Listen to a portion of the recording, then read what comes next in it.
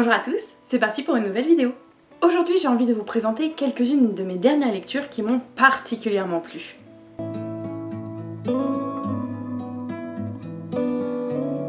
Une fois n'est pas coutume, j'ai envie de vous présenter un essai et il s'agit du Café existentialiste de Sarah Bakewell publié chez Albin Michel. N'aie pas peur, il est vraiment super sympa, très agréable à lire et tu vas voir il passe crème. Le Café existentialiste, c'est un essai, oui, certes, mais c'est surtout une belle promenade philosophique, une belle promenade historique aussi, littéraire. C'est une très bonne excuse pour redécouvrir nombre de philosophes et d'écrivains et écrivaines du XXe siècle à travers justement ce courant qui est à la fois philosophique et historique qu'est l'existentialisme. L'existentialisme, c'est un courant philosophique qui dit que l'homme n'est pas déterminé d'avance par son essence, mais qu'il est libre et responsable de son existence. C'est un courant philosophique, mais c'est aussi un courant littéraire qui formule du coup que l'être humain forme l'essence de sa vie par ses propres actions, qui ne sont pas prédéterminées par des doctrines, mais qui sont bien résidus de choix. L'existentialisme, ça remet la responsabilité de l'être humain face à sa propre liberté, et du coup ça le place aussi dans une angoisse, dans un vertige de l'existence qui est très importante et qu'il faut donc pouvoir gérer, et justement en ne tombant pas dans la mauvaise foi. J'aime beaucoup la philosophie, mais je n'ai pas du tout l'habitude d'en lire parce que souvent, seul, sans contexte scolaire derrière, oui, j'ai du mal à comprendre, j'ai du mal à m'y faire. En revanche, j'ai vraiment beaucoup aimé cet essai parce que justement il a des apparences un peu de badinage, un peu de légèreté, on va retrouver beaucoup de potins du Paris existentialiste, on va nous réexpliquer la vie de Jean-Paul Sartre, de Simone de Beauvoir, d'Hannah Arendt, d'Albert Camus, mais aussi de Husserl ou de Heidegger, des personnages philosophiques que je n'avais pas du tout rencontrés lors de mes études, et c'est passionnant, c'est réellement passionnant parce que dans cet ouvrage, Sarah Bakewell, elle marie l'anecdote avec le concept philosophique un peu lourd et avec une écriture extrêmement légère et qui nous permet réellement de passer un très bon moment de lecture. Alors certes, il faut prendre des notes, certes il faut suivre, certes c'est de la philosophie, mais franchement, c'est bon, c'est excellent, j'ai adoré. Ce que je retiens de cet essai, c'est aussi l'effervescence de tous ces grands esprits, de tous ces grands écrivains et écrivaines, auteurs et autrices qui se retrouvaient pour réfléchir au sens de la vie. Je vous conseille cet essai, vraiment je l'ai trouvé délicieux, j'ai passé de très bons moments de lecture. Et je me suis constitué une liste d'ouvrages à lire longue comme le bras, tellement cet ouvrage était riche en références, et ça me permet de faire une transition avec ma prochaine lecture, qui était un livre que j'ai trouvé dans cet essai. Parce qu'en redécouvrant les grands acteurs de l'existentialisme du Paris des années 50, forcément j'ai redécouvert Simone de Beauvoir dans un autre cadre que celui du féminisme, parce que dans l'essai, l'accent était fait sur sa littérature à elle, sur les romans qu'elle a écrits, et donc j'ai eu envie d'en lire un, et je me suis penchée sur Le sang des autres.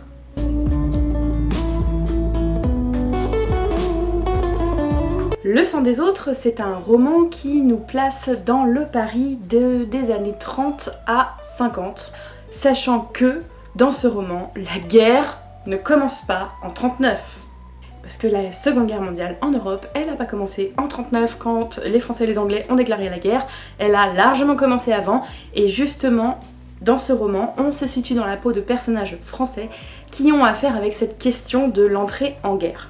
Comme par exemple Jean, qui est un fils de bourgeois qui aimerait trouver sa place dans l'univers, et surtout en se désaxant finalement de ses origines de bourgeois qui n'a rien eu à demander à la vie, il renie son passé, il renie sa famille et il décide de devenir ouvrier. Cette culpabilité d'exister en fait avec des privilèges par rapport aux autres, il n'arrivera jamais à s'en séparer et il se posera nombre de questions quant à sa responsabilité à être et la responsabilité qu'il a de décider ou non de la vie des autres, du sang des autres. Comment choisir? Est-ce que prôner la paix à tout prix et ne pas déclarer de guerre politique, est-ce que c'est une décision humaniste, existentialiste? Est-ce que j'ai le droit de disposer du sang des autres pour servir une cause que j'estime noble? Ça, c'est Jean.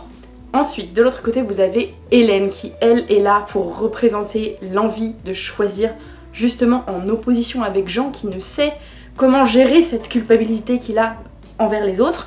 Hélène, elle veut absolument décider. Tout ce qui lui arrive et qui n'est pas de son propre choix, elle le rejette systématiquement.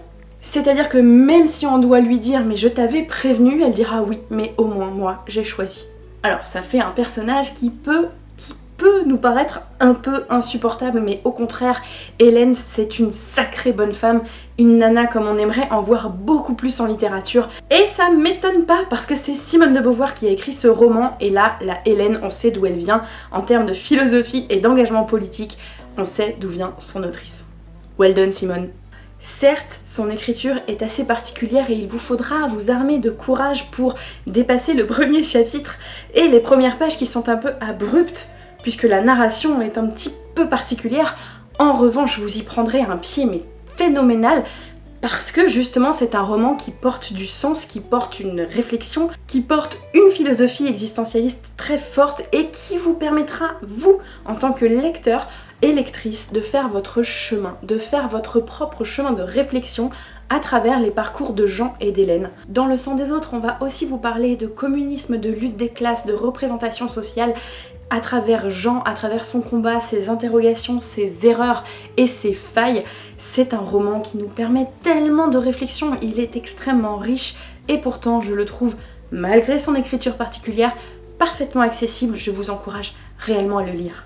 C'est un roman particulier, difficile à lire, mais honnêtement, une fois que vous êtes plongé dans la narration et que vous vous êtes fait au style, c'est du délice en barre.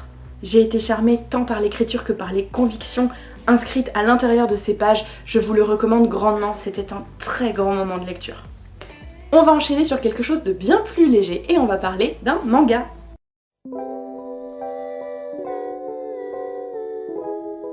Puisque j'ai envie de vous parler de mon dernier achat et de ma dernière lecture manga, et il s'agit de Fruit Basket Another, le tome 1.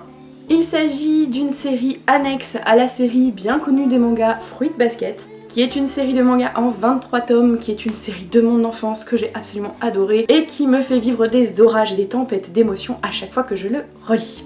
Fruit Basket, c'est l'histoire de Toru Honda, une lycéenne qui va se retrouver à vivre dans une famille bien particulière, une famille maudite par les 12 signes du zodiaque chinois.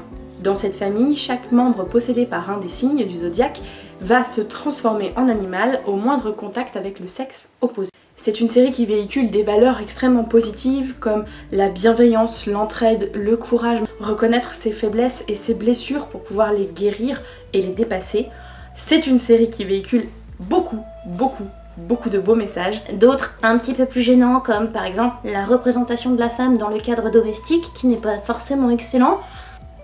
C'est à shoujo quoi hein. Et il se trouve donc que cette série a été terminée en 2005 en France et que cette année on a enfin une suite. Et je vais être obligée d'être honnête avec vous, il n'y a que la fan en moi qui a été satisfaite parce que j'ai été nourrie de fanservice tout au long du premier tome et pour l'instant il ne s'est pas passé grand chose. Donc je ne peux pas vous en parler, si ce n'est qu'il existe, que ça me permet à moi de vous conseiller Fruit Basket tout court si vous ne l'avez toujours pas lu. C'est sympa, pour l'instant le tome 1 est sympa, mais enfin, à part du fanservice, que j'ai adoré, hein, vraiment je suis cliente, hein, je le bouffe. En termes d'intrigue, on va attendre le tome 2 pour se prononcer. Si vous avez envie de découvrir Fruit Basket tout simplement, je vous recommande de nous rejoindre dans le club de lecture mis en place par Émilie de la chaîne Build Up qui se trouve juste ici, parce qu'on est en train de les relire et que c'est un moment extrêmement agréable. Sinon quand même faut que je te dise, l'animé qui a été mis en place suite à la première série des Fruit Basket est très drôle et très sympa, mais franchement il vaut pas le coup comparé au manga. Sur une série de 23 tomes avec beaucoup de sous-intrigues, ils ont choisi d'adapter l'intrigue principale et de supprimer 13 tomes. Lis-les, au moins comme ça t'auras toute l'histoire. Pour finir dans ce méli-mélo des genres, le dernier ouvrage que j'ai envie de vous présenter est un recueil de poèmes. Pars pas, c'est un bon recueil de poèmes.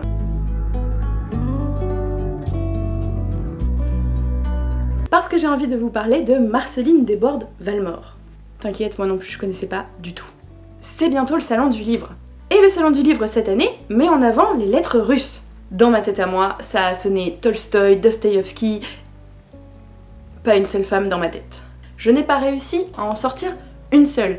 Et je peux comprendre à la limite que je ne connaisse pas forcément d'autrices russes parce que c'est pas forcément la littérature qu'on étudie à l'école. Mais du coup, je me suis posé la question, est-ce que j'ai étudié des autrices à l'école?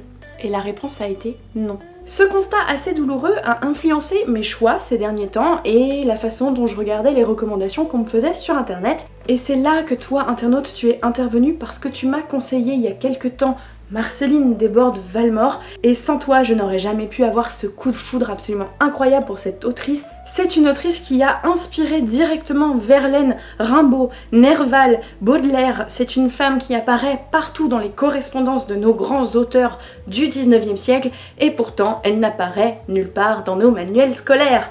C'est pourtant bien dommage. Je t'encourage donc très sérieusement à découvrir la plume de Marceline Desbordes-Valmore parce que c'est magnifique, d'autant plus que ce recueil est extrêmement bien publié. La préface de Yves Bonnefoy est superbe. Cette préface nous permet vraiment de comprendre l'évolution de Marceline Desbordes-Valmore tout au long de sa carrière d'autrice. C'est une femme à la réflexion extrêmement riche. C'est une poétesse qui s'est exprimée sur la place des femmes dans la littérature et dans l'art.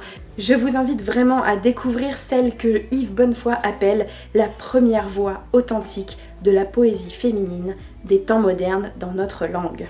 Marceline Desbordes-Valmore, dans sa poésie, elle met en scène les sentiments, que ce soit le déchirement d'une perte et d'une disparition, comme la fin d'un amour triste et décevant. Elle va mettre en scène l'absence, le chagrin, la douleur, mais aussi la nature, les bonheurs qu'on trouve dans le quotidien. Elle va remettre en avant les choses simples de la vie, avec une poésie rythmée quelque part un peu classique, mais qui va s'émanciper de beaucoup de codes au fur et à mesure de sa carrière.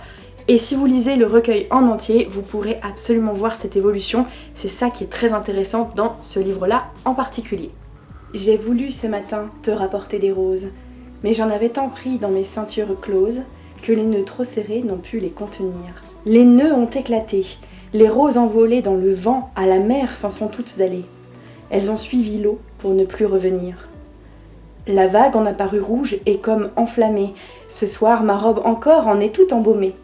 Respire-en sur moi l'odorant souvenir. Moi, je trouve ça très beau. Si j'ai un conseil à vous donner, si vous voulez découvrir des poètes et des poétesses, si vous voulez approfondir votre connaissance de la poésie, si j'ai un conseil à vous donner, c'est bien de choisir les livres qui appartiennent à la collection Poésie de chez Gallimard, parce que leur dossier et les très bonnes préfaces qu'ils incluent, eh bien, vous donnent accès à la poésie, vous donnent des clés de compréhension qui, à mon sens, sont assez essentielles pour vraiment découvrir un poète ou une poétesse. C'est pour ça que moi particulièrement, je lis la préface avant, ce que je fais jamais quand c'est de la fiction plutôt roman. Là au contraire, pour moi, le dossier mis en place, le corpus autour du texte, il est là pour vous aider à le comprendre. Donc pour moi, il faut le lire avant. La poésie fait souvent peur et ça me chagrine vraiment beaucoup parce que souvent il suffit simplement d'essayer. Il faut pouvoir trouver poète à sa sensibilité. C'est magique quand ça se produit. Je vous encourage à le faire le plus possible, à tenter et à découvrir. Et si je me prends le chou à vous en parler aussi longtemps, c'est parce qu'en mars, comme tous les ans, il y a le printemps des poètes et des poétesses et que j'ai très envie qu'on le vive ensemble cette année. Et voilà, c'est tout pour cette update lecture où finalement on a parlé manga, roman, philosophie et poésie. J'espère que ça vous aura plu. Vous vous en doutez, après ce que je vous ai dit, je suis bien évidemment en train de lire des autrices russes pour préparer le Salon du Livre de Paris. Et toujours sur la même thématique, ça m'intéresse beaucoup d'avoir vos réponses. Est-ce que vous avez étudié des autrices à l'école? J'ai oublié de te prévenir, il y a un joker. Tu n'as pas le droit de me dire Madame de Lafayette ou George Sand. Oui, parce qu'il n'y a pas que 2 femmes dans l'histoire de la littérature. En attendant de pouvoir échanger avec vous à propos de cette question en commentaire, je vous laisse bouquiner et moi je retourne lire. Ciao!